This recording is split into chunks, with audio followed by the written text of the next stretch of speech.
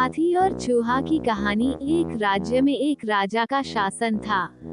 हर सप्ताह पूरी शानो शौकत से नगर में उसका जुलूस निकला करता था, जहां प्रजा उसके दर्शन किया करती थी। एक दिन एक नन्हा चूहा उसी राजमार्ग के किनारे किनारे कहीं जा रहा था, जहां राजा का जुलूस निकलने वाला था। वह चूहा था तो छोटा सा, मगर उसका घमंड बहुत बड़ा था और वह खुद को सर्वश्रेष्ठ और महान समझता था। कुछ देर बाद राजमार्ग से राजा का भव्य जुलूस निकला, जिसे देखने लोगों की भीड़ लगने लगी। राजा अपने पूरे दल बल के साथ था। उसके सैनिक उसे घेरे हुए थे। कई मंत्री और अनुचर उसके पीछे थे।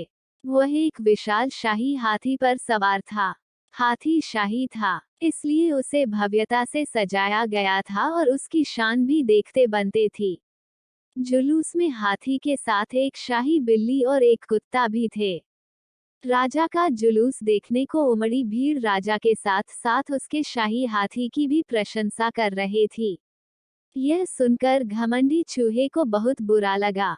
वह हाथी को गौर से देखने लगा, फिर सोचने लगा, इसमें ऐसी क्या खास बात है जो मुझ में नहीं।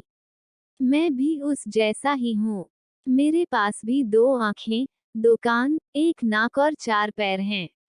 फिर उसकी इतनी प्रशंसा क्यों? उसके विशाल शरीर के कारण, लंबी सूंड के कारण, छोटी छोटी आंखों के कारण या झुर्रीदार चमड़ी के कारण? किस कारण? एक बार तुम लोग मुझे देख लो, उस हाथी को भूल जाओगे। मैं हाथी से ज्यादा महान हूँ। चूहा ये सब सोच ही रहा था कि शाही बिल्ली की नजर उस पर पड़ गई और उसकी लार टपक गई।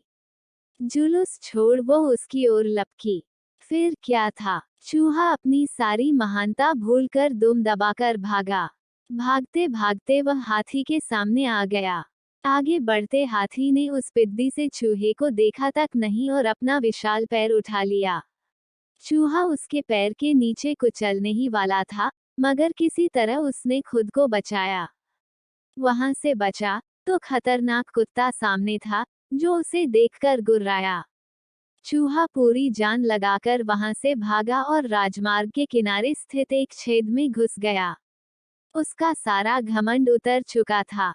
उसे समझ आ चुका था कि वह इतना भी श्रेष्ठ और महान नहीं। सीख किसी से मात्र रूप रंग की समानता हमें महान नहीं बनाती।